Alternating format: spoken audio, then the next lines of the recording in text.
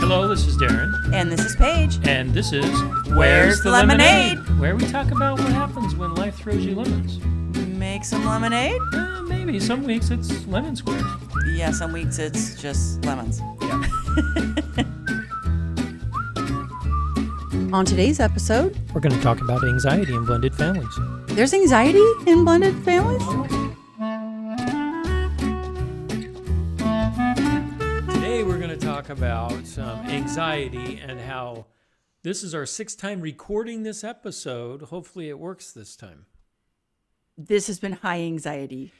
We are learning that anxiety in blended families is not just when there's kids around, but just recording a podcast. Yes. I mean, I think the most we've ever, usually we only record once. We do one take. Most of the times are one take. And a couple times when there's been a technical difficulty, we've had to do it twice. For some reason, this episode is not meant to be. So if you're listening to this episode, feel privileged. We had a short in a cord, a computer malfunction. It's just been a mess. People walking in making it's just been one thing after another. But you would think that it gets better the more we record. I actually think it doesn't. I think it was better the first couple times. Yeah, so this is the worst version of this recording that you're listening to now. If You're welcome. So what causes anxiety in blended families? Trying to record a podcast. Besides that. I think we talked about this, 6 times already. So it's forming a new family. That can be really tough. Yes, it is extremely anxiety inducing to bring two partial families, right? Right, yeah. That have been, gone through something hard. They've been maybe living with, the single parent. You're all thrown together, and the adjustment is rough. It's rough. And I think one of the reasons why it's so rough is it's a new family situation. And we talked about this. When you have that first baby in your first marriage, you're thrown into parenthood too. You're thrown into, hey, how do I do this? But you're learning that together. Yes.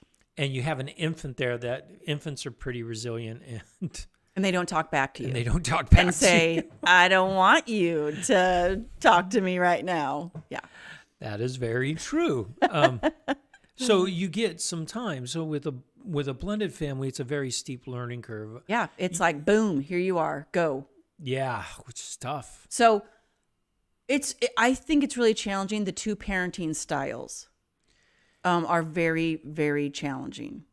Because you've been doing, your parenting thing for 20 years when we got married. Yeah, I've been doing my parenting thing for 20 years.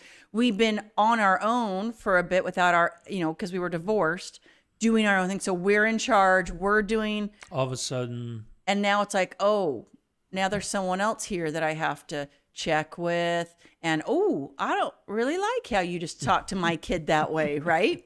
That's absolutely right. And not only are they the different styles that we had, developed over 20 years or however long you were married before, but also men and women are different in the way that they parent already. What? Say it ain't so. It is. So you throw all that together and the parenting style, that caused a lot of anxiety. And I remember, am I saying the right thing? Because I want this to work. I want this family to work. Yeah. So you're constantly thinking, am I saying the right thing? Am I doing the right thing?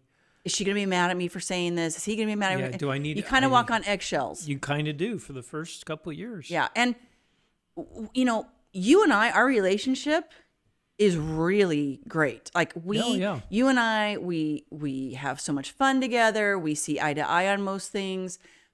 But the times that we argue are usually never about our relationship. It has to do with it's about the kids, and not like that the kids are causing us issues. It's how one of us dealt with the kids or one of us didn't deal with the kids, and it's usually about that. Yeah, whether it's a differing opinion in discipline. Yep. Or or even just our expectations that we have for the kids' behavior. Right. That if they're different. Yeah. And that causes anxiety.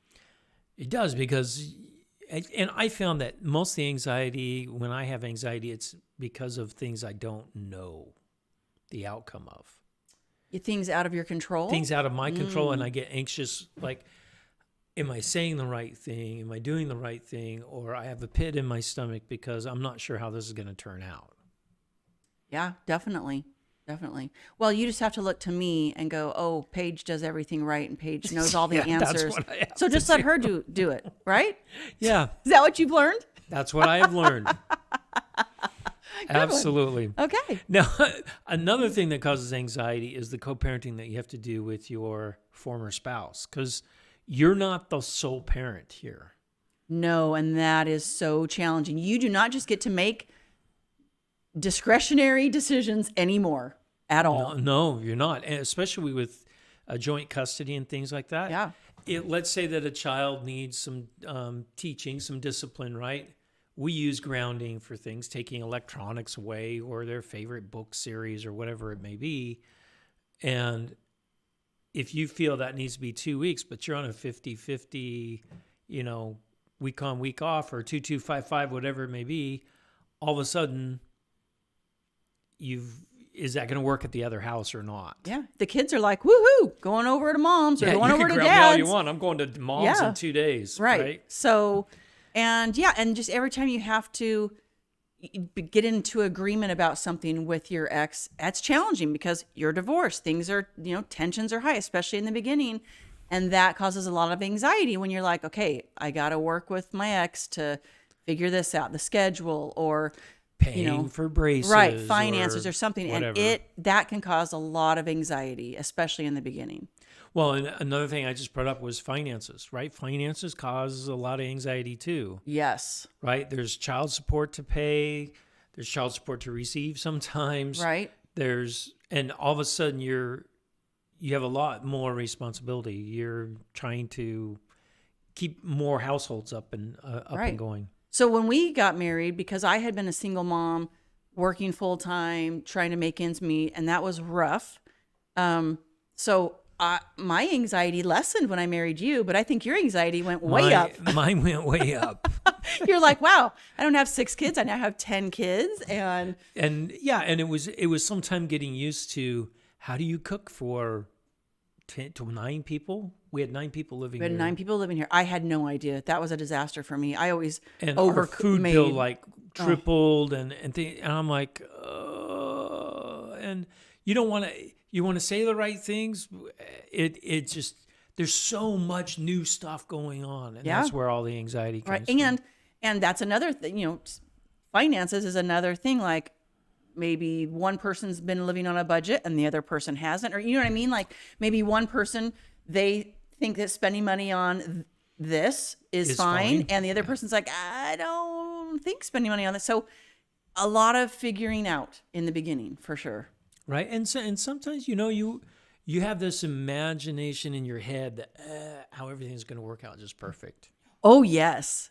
Like for sure. Like, we're in love. Everything's going to be wonderful. Listen to our last episode to find out how wonderful blended families are. There's a lot of really fantastic things about blended families. Yep. And that's our rose-colored glasses episode. This episode, we're talking about some reality in that too. We're bringing it back down to earth about blended families. There's a lot of talent.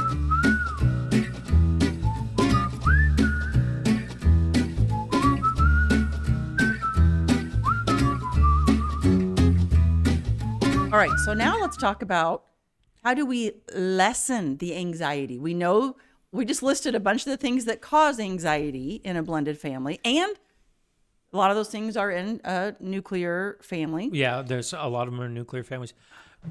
What we learned was we wish we'd read some of these articles that we'd read before.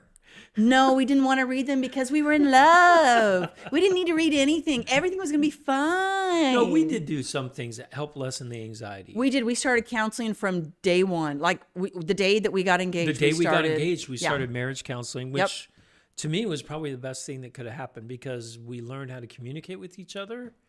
And as Caroline said to us, get in the trenches. Yes, get in the trenches with each other. Put yourself in their position. Get down with them.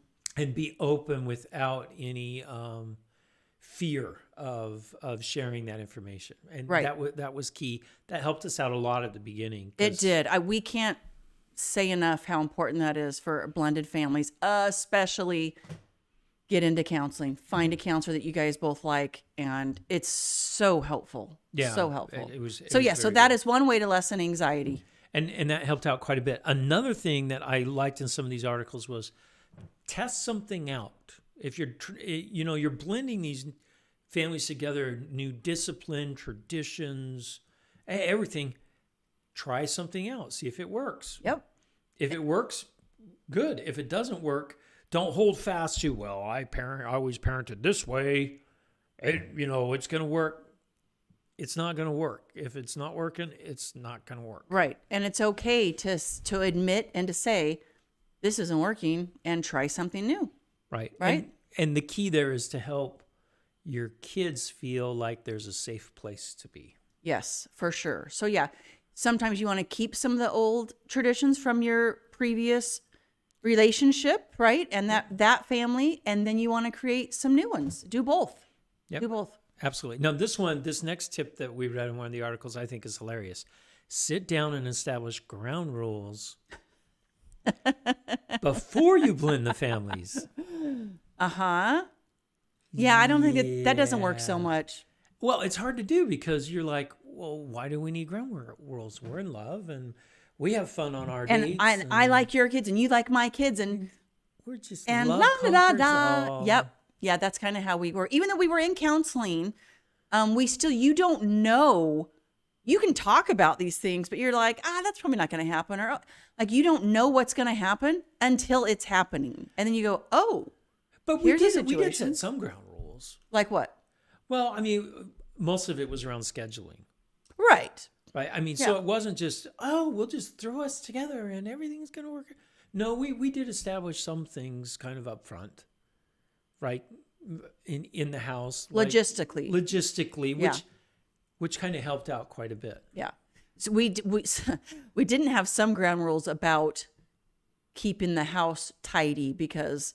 Oh, but we had a nice episode on that one. Yeah, I had a little nervous breakdown because all the kids would walk in and I'm trying to be the nice stepmom and not say anything, but yet I like to keep a tidy, picked up, clean house. And here are 7 kids walking in, and there goes a backpack here, and there go the shoes there, and there goes a jacket there. 7 kids doing this, and I lost it. I absolutely lost it. Not on them. No. I just started bawling and went to my room. And then you lost it. That's when I did not lose it. I never lost it. No, but you were upset. I showed the kids. Yes. What did you show them? What scolding looks like. Yes. I never yelled at them. You didn't yell. You were mad. You were upset, but there was not yelling. I let them see me upset. Yes. Even though I wasn't upset about the house not being tidy. But you were upset that I was upset. I was upset and I wanted to show that common front. So that would have been a good thing for us to talk about ahead of time. Sit down with all the kids and say, hey, there's a whole bunch of us here. Let's look at, but the kids got an earful and our house has been clean ever since. So that worked. Yes. But no, that is one thing that you could talk about beforehand. What expectations do we want for our house? Yes. And that is one thing I don't think we talked about. Like I said, I wanted to be this fun, anything goes, la, la, la. No. And then we got over that quickly and was like, okay, these are some ground rules to keep us all happy and sane. Yeah. Mainly me. Well, and I like that house rules things because we as adults also needed to work on keeping things as equal in the house as possible. For example, your kids didn't have different rules in the house than my kids. Right. They were in the same rules. Hey, this is our house. Right. And the rules are a combination of rules that we brought together, but everyone has to obey by the same rules. Right. And that was rough because we had teenagers. And Jake wasn't too thrilled about the rules because it was just Jake, Sam, and I. So like we might sit on the couch and eat dinner before we got before we blended. We can't have 9 people sitting on the couch and eating dinner. So. And yeah, like we just can't, we bought some new furniture. And so it was like, oh yeah, we can't, this can't happen. So Jake was like, well, wait a second. All these things we used to do, we can't do anymore. I'm like, it's just logistically not possible for us to do anymore. So yeah, he was feeling displaced. And he was feeling like I changed, but it was just things that had to change. It wasn't even really an option. Well, and I think that's important that you said that. They had to change because this is a new family that you just formed. Right. Right. And we want to keep as much the same as we can, but we have to accept the fact that this is now new. Right. Right. Yeah. And we're going to have to do things different. Yeah. It's a new adventure. Now, here are 6 ideas that came from one of the articles on lessening anxiety. Okay. Some of these we agree with. And some of them we don't. Let's hear it. All right. The first one, figure out a co-parenting plan with your spouse early on. With your ex-spouse. With your ex-spouse. Okay. Yeah. Yes. 2 thumbs up on that one. Absolutely. Yes. Now, I did something with my, in my divorce, we came up with our co-parenting plan. Right. It's like a 25-page document. Right. There's a lot of specifics in there. We just went through a template and filled it out. Right. And I'm glad that we did, because anytime there's a disputation, we go back and look and say, that's what we agreed to. Well, and there's some things that you think we're never gonna have an issue about that, and then all of a sudden you do, and you go, oh, I'm glad we discussed this. So yes, I 2 thumbs up on that one. Yeah, so that one's a good one. Next one, when you start to feel overwhelmed, take it one hurdle at a time. One hurdle at a time. Yes, I agree with that one too. When you start to feel, when you're overwhelmed, you have to take a step back. Just let everything else go? No, you take a step back and you go, okay, I'm overwhelmed. I'm full of anxiety. This isn't good for our family. This isn't good for me. What can we just focus on right now? What are we piling on too much? Yeah. So So what sorts of things would be piling on too much? I don't know. I guess if you have if you're doing a bunch of extracurriculars and you just have expectations of a perfect dinner every night and and soccer practice and right. swim practice and and then we've got to have every Friday night is family night, and you're trying to create this perfect schedule here. So you need to pick one thing. Yes. Focus. I got right. it. So I can see that. I'm good with that. I'm good with that. See your family, including the exes, as a team. Whatever. I think go team, go. Whatever. Yeah, I think what they're trying to say here is don't get into competition with your ex. 100% agree with that. That's hard in the beginning. Yeah, you want to be the best parent and the favorite parent and you want the kids to love you. Yes, because it's when you hear them doing something fun at the other parent's house, you're like, oh no. But hopefully, eventually, you get to the point where you can appreciate. You can appreciate it. I appreciate the fun things that my kids do at their mom's house now. Right. Yeah, absolutely. And that their stepdad can do some fun things with them that right. I probably can't. Of course. Yes. But that took a little bit of time. And now we're like, fantastic. That's great. So yeah, I guess if you want to look at it that way. Team approach, right? Yeah. Yeah. But it takes time. It takes time. It takes time. Invest in a chore chart. Yeah, we're not good at chore charts. Now, this is just our opinion. There are some families that chore charts work fantastic for. But we took a different approach. We did. Our approach was there's stuff to be done. Everyone get up and help. Yes. So in our house, after dinner, we don't have you have to unload the dishwasher and you have to load and you have. It is everyone pitches in until it's done. And it usually takes 5 minutes. Mm-hmm. And if you do have a child that disappears during those, we know those children. We do know those. Called you guys out before. Yes, and you save something for them. Like if I have to go to the bathroom, they disappear for 15 minutes. When they came back in, you go, oh, okay, you can wipe off the counters. You just save something for them. Yeah. But we don't have specific. We don't have you take the garbage out and you dust and you vacuum. Instead, we don't do that. Our kids know at any point in time we can ask them to help pitch in with something. Yeah, that's just being part of a family. Right. Now, there are certain things that the kids have responsibilities for all the time. Like they do their own laundry. They do their own laundry. Their rooms clean. I feel like the whole doing the own laundry thing, if people are listening to this going, what? I feel like that was a huge change in our house, and it was a better change for everyone. I think you're right. Yeah. We used to, because there was 9 of us here. Yep. We used to do laundry, and we would have these folding parties out in the family room with 8 loads of laundry. It was insane. and we would all be folding, and it took so much time, and whose clothes are these and whose socks are these, and then we decided we would have a sock basket. All the socks would go in the basket. And the boys wouldn't touch the girls' underwear or bras. Oh my gosh, like it just was always, people were losing clothes, and who has my clothes and who's got this. So everyone has their own laundry basket. They bring it down, they throw their laundry in, they take it back up, and they put it away by themselves. It's so much less overwhelming for everyone. Well, our kids are old enough to do that. Yes. But yes. We started doing that even when the three amigos, the three youngest, were still young. Yeah.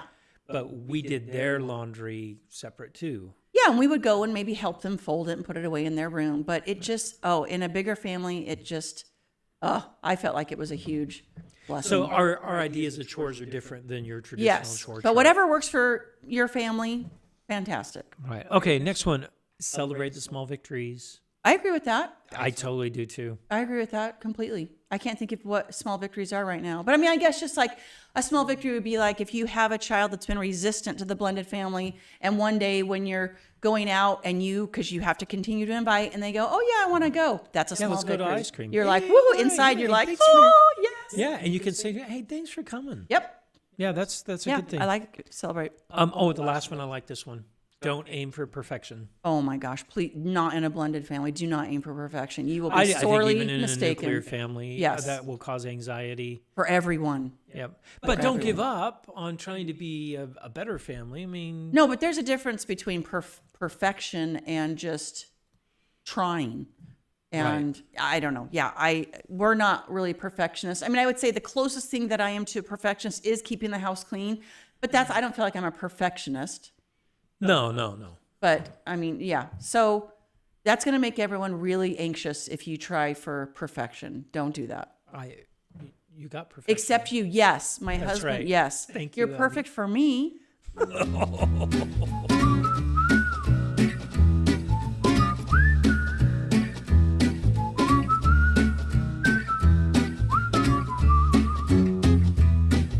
Okay, another thing that really helps a lot with anxiety in blended families is just time. Yes, and I'm sorry to say that to people but it's true. Yeah, if you're 6 months in, oh gosh, hang in there. It gets buckle better. up. Yeah, buckle up. Take some Xanax. What is it? Xanax. Yeah, it'll get better, and then it'll get worse. And yes, it'll be a roller coaster. Big roller coaster, but eventually it starts leveling out. Yep. And the bumps aren't as bad anymore like they used to be. So one tip that we have is stop trying to control things that are out of your control. Stop trying to change things. Stop looking for certain outcomes when you know that's not it's not in your control. So what can you control? Your actions, your behavior, your reactions. That's what you can control. Yeah, in fact, in the threads that we were reading on Facebook threads, I see a lot of people trying to control their exes. Oh, don't even. And that's just a disaster. Talk about anxiety. Yeah, all that does is increase your anxiety. Oh my goodness. Dumps Yes. And that takes time because in the beginning you're like, why aren't they responding? Why aren't they doing this? And why are they fighting me on this? And you just have to go, okay. And sometimes you're going to be the one that you're going to give in every time. And you sit there and go, why am I always the one to give in? Because that's what's best for the kids. And even though if you're always the one that gives in, that's okay. That's what's best for the kids. And your kids will appreciate it. You know what? This reminds me of a beautiful song. What? Kenny Rogers. Oh, hey, you ready? I'm ready. Let's sing it. Okay. You got to know when to hold 'em. Know when to fold 'em. Know when to walk away. And know when to run. Oh, we're good. Yeah. All right. We're good. We're good. Real good. We're going to start a new podcast with us singing. Yeah. You can find us on YouTube, Facebook. People are America's Got Talent. People are muting everywhere right now. I'm sure they are. But what do you mean by all that? Well, this is really important, actually. You have to know when to hold your ground and say, you know what, this is important to me. Right. When you're dealing with the kids or your spouse or your ex-spouse. Yep. You've got to be able to say, hey, this is really important to me. And it can't be everything. It can't be everything. And you got to know when to just let those other things go. Like, you know what? This isn't important. This isn't as important to me. This isn't that big of a deal. I'm going to let this go. And then there are going to be some things that you go, you know what? I'm going to fight on this one. And so you just know when to do that. It can't be every time. Nope, it can't. And you have to prioritize what's important to you. And then there are also times where you just need to run away. Yeah. And just go, you know what? This is going nowhere. Yes. This is. Yep. You know, that's run the other direction. Yeah, run the other. That does not mean run away from your blended family. Oh, I don't want to come across that way. I did that just once or twice. I just went, I'm going to go on a little drive. Yeah. I need some time. Sit in the car. Okay, what else we got here? Well, this goes into changing your expectations, right? Okay. With a blended family, you've got a lot of personalities and a lot of things going on there. So Yes. you have to change what your expectations were of your perfect nuclear family that you had before. Yep, that is very true. It's a whole different situation. So look at changing your expectations. I like that. We talked about the one-sided parenting. If you feel like you're the only one parenting, your ex-spouse is probably feeling the same way. Yeah. So you have to, that's okay. Right. Just like we already said, whatever is in your control, right? So if you sit here and go, well, at their house, they're not doing this, this, and this, you know what? That is out of your control. You can only control what goes on in your house. Don't try and overcorrect when they come to your house and go, well, since they haven't done this, this, and this, I'm going to now pile it on this poor kid. Just what's in your control. And that goes into get rid of the idea that you need to win. Yes. Yep. Let it go. Yeah, that there's a winner and a loser. Yep. You're winning over your ex-spouse. I've seen this so many times in the threads that I've been reading. And even when we first got married, that was kind of the attitude, like, you know, hey, we did a better job than they did on this one thing. Yeah, you got to get rid of that. Because that's not what's best for the kids. Winning is when the kids are happy and feel safe and, you know, secure. That's winning.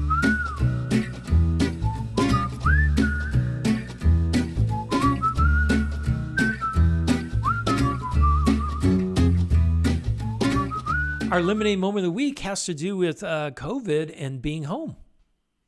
Okay, I don't know what this is. Go. Oh, you don't? Oh, no. This is that we are learning where all the beautiful parks are in our area.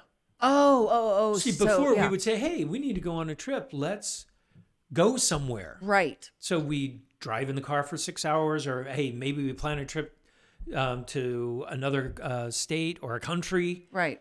But with COVID, we've kind of been locked down. So we are finding these beautiful state and national parks around us. And like this last week, we went to Big Trees State Park in California, and absolutely wonderful, wonderful day walking in the forest among these massive sequoias. Yeah, it was awesome.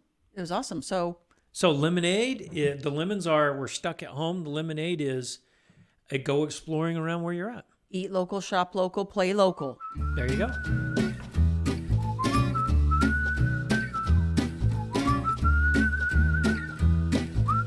If you like today's episode, give us 5 stars on iTunes, Spotify, Google. And head to Facebook and like us. And check out our blog at where'sthelemonade.org, where you can leave questions and comments. But most of all, go out and make some lemonade. You betcha, baby.